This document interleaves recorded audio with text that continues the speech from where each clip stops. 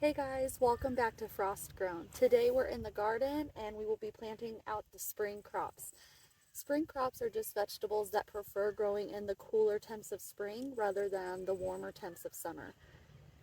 I have not been super successful in growing spring crops. My garden is actually only on its third growing season. The first two seasons I was either building the garden or putting in the raised beds. Both of those caused me to not get my spring crops out in time, and instead I planted them out with my summer crops, and they did not appreciate it. My cabbages never formed heads, my onions never formed bulbs, and my lettuce immediately bolted and went to seed. So this year, since I am getting them out at the beginning of April, I think I'm giving them a better fighting chance. So here is my first garden bed, which I will be planting red onions, carrots, and beets in. I did top this bed with compost and more garden soil at the beginning of last week. However, onions are super heavy feeders, so anywhere where I'm planting onions, I will be adding a slow release fertilizer, and I am using Garden Tone. So I will be planting my onions just along this center row here. So I'm just going to grab some fertilizer, kind of sprinkle it like so, maybe one more scoop, and then I just kind of rough it up.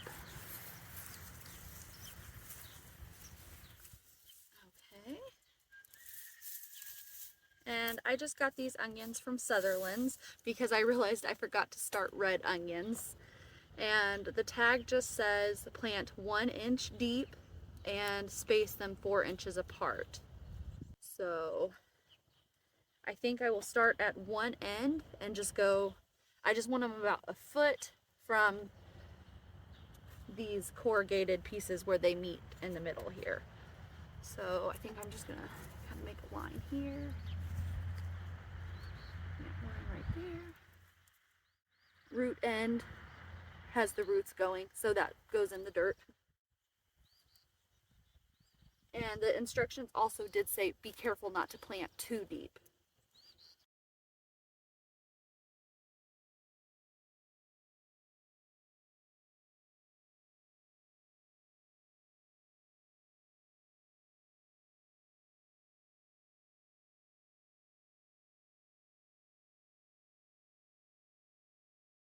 Alright, so we got all the onions planted. Now I'm going to move along and plant the beets on both ends. And it looks like they want to be planted also 4 inches apart. So to plant the beets, I am just going to make some rows 4 inches apart with my hands.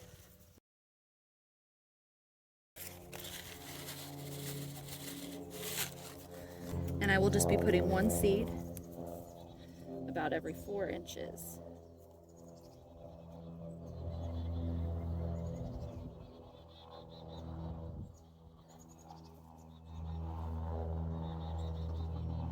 Actually, I'm going to go ahead and do 2 just in case, and then I can always thin, which just means to pull out any seedlings that come up too close together. But at least then you have your spacing right and you're not losing valuable growing space by growing nothing because if something doesn't germinate. So something like that. Actually, since I have a lot of beet seeds, there we go. And then I'm just going to cover it up.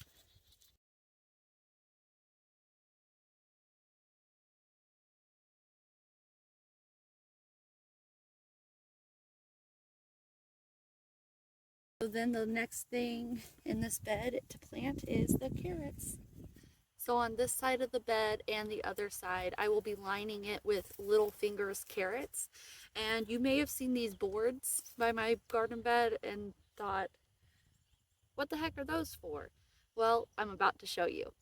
First, I have to sprinkle these carrot seeds on this side.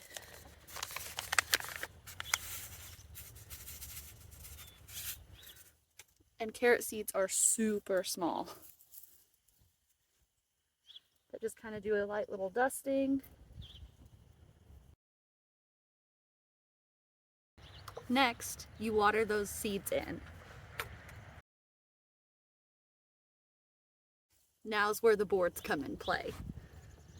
Carrots don't need light to germinate. They need cool, moist temperatures.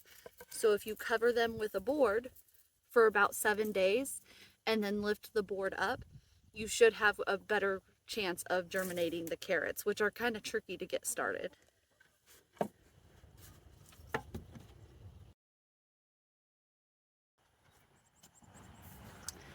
So that's how they'll stay for the next 7 days. So in the second bed, I will be planting a row of candy onions in the center, flanked by 2 rows of cabbages, and then French breakfast radishes on both ends.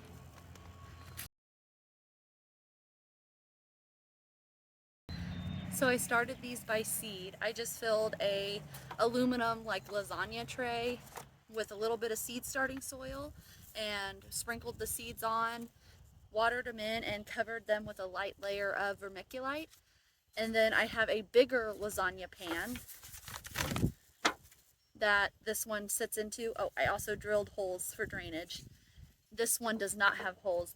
I fill this one with water, and that's how it wicks up its water. So I'm just going to get these separated and planted out. I do expect them to look very wimpy for a couple of days, if not maybe a week or 2, but then they should perk right back up and produce nice onions.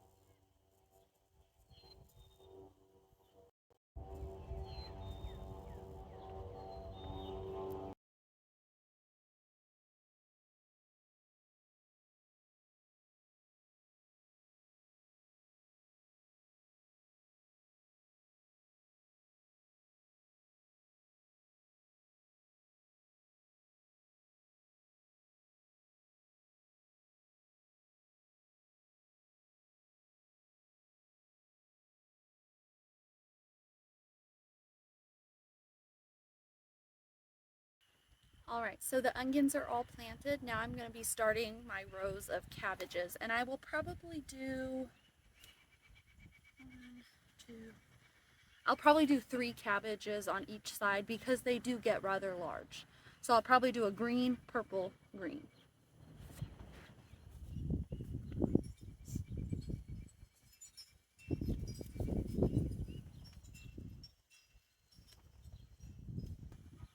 These are called Copenhagen Market cabbage, and I'll put the seed packets at the end of the video, so if you want more information on them.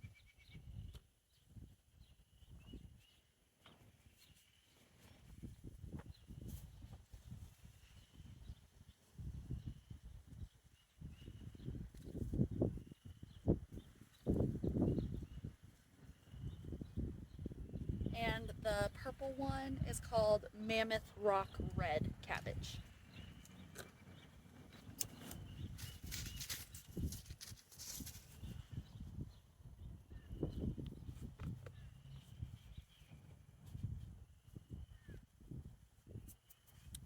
This side's all done. Let's get that side done.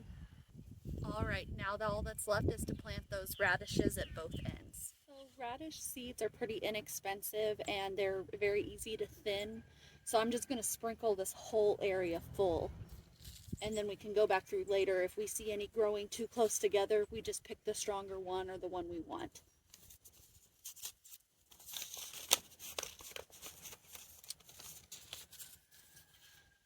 Radish seeds are pretty inexpensive, so I'm just going to generously layer this with seeds And then once they start sprouting, if we notice that they're too close together, we can pick off the ones that we don't want for proper spacing.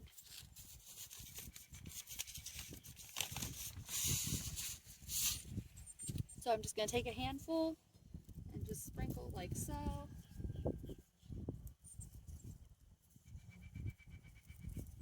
And then just kind of rough them up.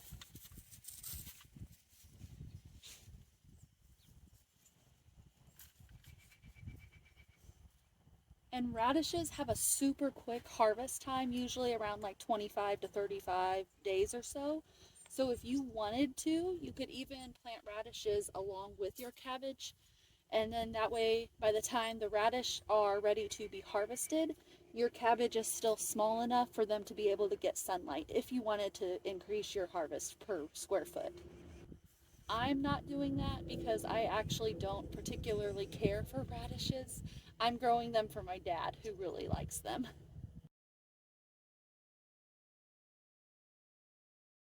There we go, bed number 2 planted. So the third bed is going to be the same design as the second bed, which would be cabbage, onions, cabbage, radishes, except I'm switching the varieties of onions and radish that I'm planting. In this bed, I will be planting my Walla Walla onions. And instead of the French breakfast radish, I will be planting the early scarlet globe radish.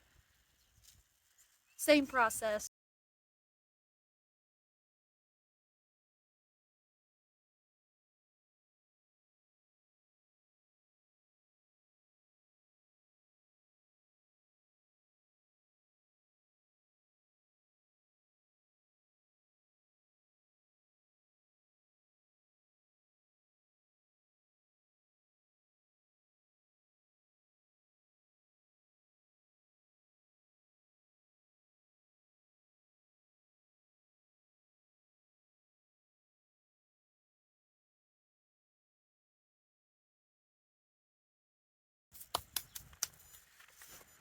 Bed number 3 down. So on bed number 3, I will be planting my kohlrabi, some turnips, and some peas. When I built my chicken coop, I had to cut the cattle panels down in size, so I was left with this. I mean, it's pretty tall. I would say it's probably about 6 feet or so of a cattle panel that I can use as a trellis, and these sweet peas will love growing up it. So I'll plant these right at the base of that, turnips on both ends, and then kohlrabi throughout the middle. Now I'll just be planting the turnips on each end and the sweet peas along the bottom of this trellis.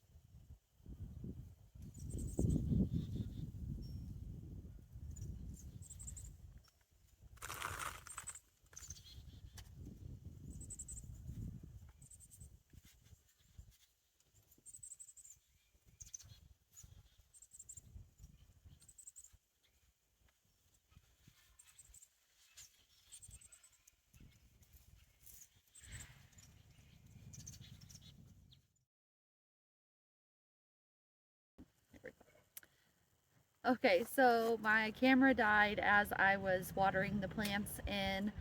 I finished watering them. I added the straw for mulch, and I need to figure out how to keep the chickens out, obviously. You wanna go get the... When mom gets her chickens out, this space right here is really looking good.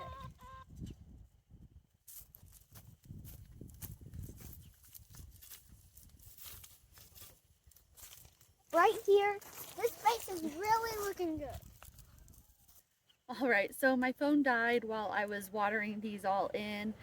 So I just gave them all a nice good drink of water, and then I covered them up with some straw for some mulch, and then I re-watered it in to keep that straw down. So I'll just make sure to keep watering the seeds that I direct sowed today. I will be putting my hoops back up so that my chickens don't get into them, huh? We just had to chase the chickens out of here, and it looks like Petunia already made it back in. So we're gonna get the bird netting set up, and I'll show you pictures at the end. Thanks for hanging out with me today.